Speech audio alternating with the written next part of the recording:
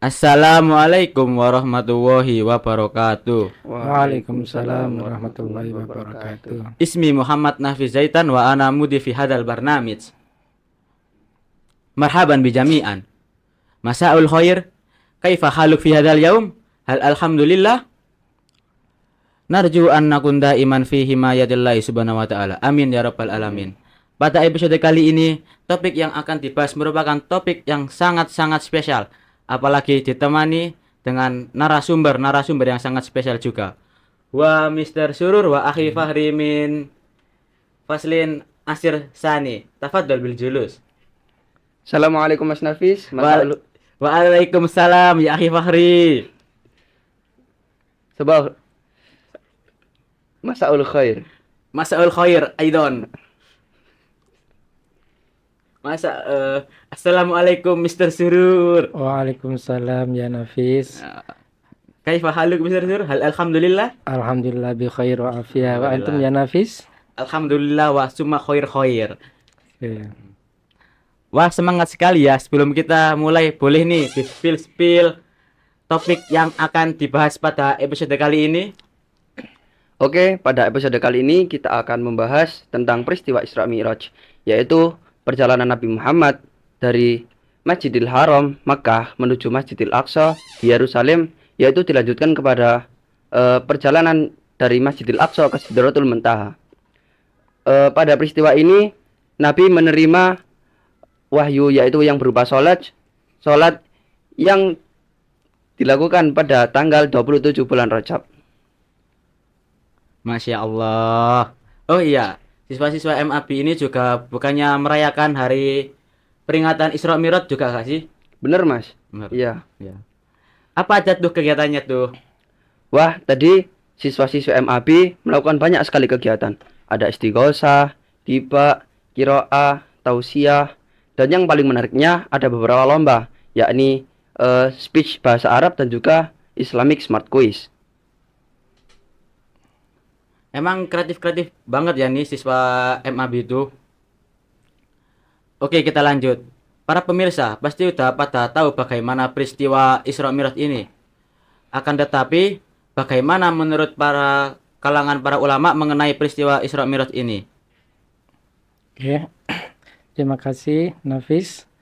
Kita membahas Isra Mi'raj. Ini adalah peristiwa yang sangat istimewa ya. Peristiwa yang sangat menakjubkan dan mengherankan bagi yang dialami oleh Rasulullah Nabi Muhammad Sallallahu Alaihi Wasallam. Oke, saya merujuk ke surat Al-Isra ayat pertama, yakni Subhanalladzi asra bi'abdihi lailan minal masjidil haram ilal masjidil aqsa alladzi barakna haulahu linuriyahu min ayatina innahu was-sami'ul basir. Oke. Ayat ini kamu tahu turun di mana? Sepertinya di bumi, Mister. Ya. Jadi ayat ini tuh turun ketika Nabi Muhammad SAW sebelum hijrah ke Madinah. Jadi disebut surat Makkiyah kalau di surat Isra ini, karena turunnya di Makkiyah. Dan surat Al-Isra ayat pertama ini juga ada hubungannya dengan ayat sebelumnya, yakni di surat An-Nahl ayat terakhir yang berbunyi wasbir wa ma sabruka illa billahi wa la tahzan alaihim wa la taku fi dhaikim mimma yamkurun innallaha ma'al ladzina taqaw wal ladzina hum muhsinun. Jadi sebelum Nabi Muhammad diisrakan oleh Allah Subhanahu wa taala, ini banyak kejadian atau banyak ujian atau cobaan yang dialami oleh Rasulullah. Yang pertama yakni kalau saya mengutip dari tafsir Al-Misbah yang dikarang oleh Abi Quraish Shihab, berbunyi seperti ini. Jadi riwayat tafsirnya berbunyi ketika Nabi Muhammad mendapatkan banyak ujian atau cobaan pada masa itu, yakni bermula dari meninggalnya pamannya Nabi Muhammad. Yakni siapa? Fari, kamu tahu pamannya Nabi Muhammad? Pamannya Nabi Muhammad. Siapa, Nafis? Abu? Kalau saya yang tahu Mister ya itu Abu Thalib, Ya, Abu Abu Thalib. Lahab dan abu-abu lainnya. Ya, jadi diawali bermula dari meninggalnya pamannya Nabi, yakni Abu Thalib. Abu Thalib ini sangat mendukung sekali terhadap dakwahnya Nabi Muhammad.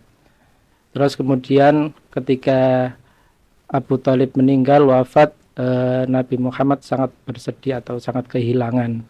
Kemudian tidak berselang lama, istri tercintanya, yakni siapa? Siti Khadijah. Khadijah. Ini juga kemudian berpulang juga wafat.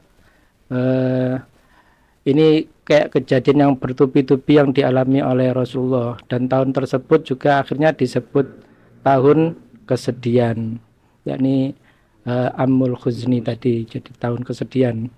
Maka yang dari ayat sebelumnya tadi, wasbir nafsaka wasbir wa ma sabruka illa billah wala tahzan alaihim wala taku fil dhaiqim mimma yamkurun. Jadi bersabarlah Muhammad. Jadi tidak ada kesabaranmu itu nanti kecuali melainkan ada pertolongan dari Allah Subhanahu wa taala. Dan jangan bersedih. Nanti juga Allah itu terus memberikan pertolongan kepada Nabi Muhammad. Seperti itu. Dari sini bisa difahami? Bisa saya lanjutkan? Jadi ceritanya ini masih panjang. Saya juga merujuk tadi tafsir Al-Misbah yang dikarang oleh Abi Quraish Shihab. Berikutnya subhanalladzi, ini kan subhanalladzi kan apa ya? Maha suci Allah. Tapi kalau dalam kata bahasa sabbaha. Sabbaha ini artinya katanya aslinya menjauh. Tapi kalau menurut agama nanti menjauhkan Allah dari sifat-sifat tercela atau menjauhkan dari sifat yang tercela untuk mengucap tasbih, jadi bertasbih kepada Allah Subhanahu wa taala. Jadi makanya itu maha suci Allah. Seperti itu. Terus kemudian subhanalladzi asra. Asra ini artinya apa? Itu artinya Perjalanan. Ini perjalanan malam. Jadi ini perjalanan malam yang dilakukan oleh Nabi Muhammad. Ini tidak hanya di ini, tidak apa ini, tidak dibiarkan begitu saja oleh Allah Subhanahu Wa Taala. Tetap dibimbing dari perjalanan dari dari Makkah, kemudian sampai ke Baitul Maqdis, terus kemudian ke Sidratul Muntaha. Itu tetap dibimbing oleh Allah melalui malaikat Jibril. Itu. Terus kemudian asra bi abdihi dalam kata bi abdihi ini tertuju pada Nabi Muhammad karena hamba yang dicintai oleh Allah Subhanahu wa taala. Bi abdihi lailan. Nah, lailan artinya malam.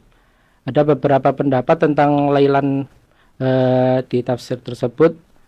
Lailan di sini artinya menurut sebagian pendapat itu lailan itu hanya sebagian saja. Terus kemudian ada pendapat lain seluruh malam. Seluruh malam itu berarti dari maghrib sampai subuh. Terus juga ada pendapat lain malamnya ini malam ketika orang tidur. Jadi dari jam 10 sampai jam 3 itu biasanya kan kebanyakan orang tidur. Lailam minal Masjidil Haram.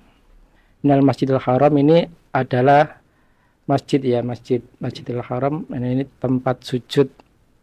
Kalau Masjidil Aqsa ini tempat sujud terjauh, yakni ada di mana? Palestina. Ya, jadi perjalanan dari Makkah ke Palestina atau Masjidil Aqsa. Dalam riwayat hadis Bukhari dan Muslim itu sahabat Abu Dzar pernah bertanya kepada Nabi Muhammad, masjid pertama kali yang dibangun itu masjid apa? Dan Nabi Muhammad menjawab, ini Masjidil Haram. Terus kemudian masjid mana? Abu Dhar bertanya lagi. Yang kedua yakni Masjidil Aqsa, yakni yang masjid di Palestina tersebut. Dan kedua-duanya ini ternyata juga adalah dibangun dari Nabi Ibrahim, peninggalan Nabi Ibrahim. Seperti itu.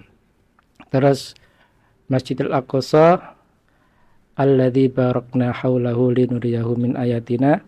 Jadi dari sekitar masjid tersebut nanti diberkahi dan nanti mengambil ayat-ayat, mengambil tanda-tanda dari umatnya Nabi Muhammad. Innahu wasamul basir, sesungguhnya Allah itu maha mendengar dan maha melihat. Dan kemudian ada beberapa yang berpendapat bahwa innallaha sami'un basir itu ditujukan kepada Nabi Muhammad karena Nabi Muhammad itu sosok yang pendengarannya yang sempurna dan penglihatannya sempurna, makanya ditujukan kepada Nabi Muhammad. Mungkin seperti itu beberapa pendapat yang bisa saya ambil dari tafsir tersebut. Oh, jadi gitu ya, Mister. Terus sebenarnya apa sih makna utama dari perjalanan Isra Mi'raj itu sendiri, Mister? Ya, jadi perjalanan Isra Mi'raj itu kan perjalanan menuju kesempurnaan rohani atau ini insan kamil atau ya. Kalau nanti kan seperti perjalanannya Nabi Muhammad ini yang biasanya kita dengar tausiah-tausiah yang umumnya itu kan perjalanan Nabi Muhammad dari Masjidil Haram kemudian ke Masjidil Aqsa, kemudian naik, dan di situ nanti ketemu beberapa nabi. Nabi pertama ketemu siapa? Ada yang ingat? Nabi Adam. Nabi Adam. Terus kemudian di langit kedua bertemu Nabi Isa dan Musa. Ada yang bilang itu Yahya dan Nabi Isa. Terus naik lagi ke langit ketiga bertemu Nabi Yusuf. Terus kemudian langit keempat bertemu Nabi Harun. Terus kemudian naik lagi kelima Idris dulu, terus kemudian kelima Nabi Harun, terus keenam Nabi Musa, dan yang ketujuh nanti Nabi Ibrahim. Dan situ nanti kemudian akhirnya langsung ke Sidratul Muntaha bertemu dengan Allah Subhanahu wa taala. Dan situlah nanti ada anjuran sholat berapa? Yang awalnya dulu itu 50 waktu, misalnya. Iya, Kalau 50. seingat saya dulu 50 waktu. Iya, ketika itu turun lagi nanti ketika bertemu Nabi Isa ternyata dinego sama Nabi Musa. Umatmu tidak akan mampu untuk sholat 50 waktu. Coba bilangkan sama Allah Subhanahu wa taala untuk dikurangi lagi sampai akhirnya turun menjadi 5 waktu. Ya seperti itu. Dan itu akhirnya sholat inilah yang diperintahkan oleh Allah lewat Nabi Muhammad dan kemudian dilaksanakan semua umat muslim sedunia. Seperti itu.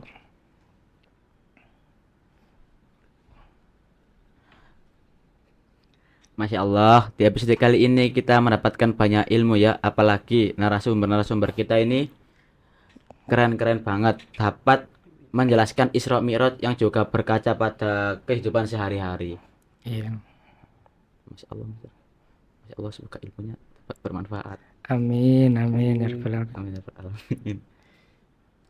Alhamdulillah, sebelum kita akhiri pembahasan kali ini, mungkin nih ada kata-kata hari ini dari Mr. Surur wa Ahi Fahri. Tafadol. Suruh. Oke, untuk saya mungkin pesan-pesan ya atau Pesan-pesan lah yang bisa Mr. sampaikan nih kepada anak-anak zaman sekarang, generasi ya muda mungkin zaman sekarang. untuk kita semua ya. Jadi di Al-Qur'an kan anjuran untuk sholat itu kan banyak sekali.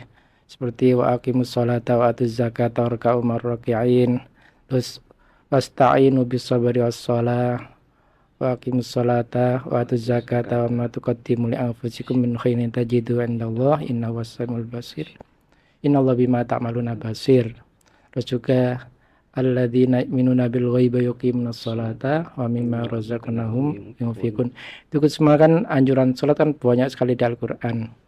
Paling tidak kita ketika mendengar adzan itu, kalau sudah adzan itu paling tidak itu harus segera gitu loh, segera menunaikannya. Hayya 'alas shalah, hayya 'alas shalah. Ya, Kita harus, karena Allah itu tidak suka iya, hambanya yang kurang sajat gitu. dan kelemar-kelemar gitu mister nggak? Oh, Iya. Rehat, Masa rehat. dipanggil sama Allah adzan untuk menunaikan ibadah sholat, kita santai-santai aja. Itu juga paling tidak kita semua itu harus segera untuk menunaikannya. Apalagi dulu Bilal aja kalau adzan sampai naik ke sesuatu yang tinggi untuk memanggil adzan tersebut. Kita di zaman sekarang juga harus semangat untuk menunaikan ibadah sholat. Seperti itu. Gitu. Amin ya rabbal alamin. Semoga podcast pada episode kali ini dapat menginspirasi dan bermanfaat bagi banyak orang, dan semoga kelak kita mendapatkan syafaat dari Rasulullah SAW. Amin ya rabbal alamin. Amin. Shukran fi hadal majlis illa liqa. Ma'assalam. Assalamualaikum Assalamualaikum warahmatullahi wabarakatuh.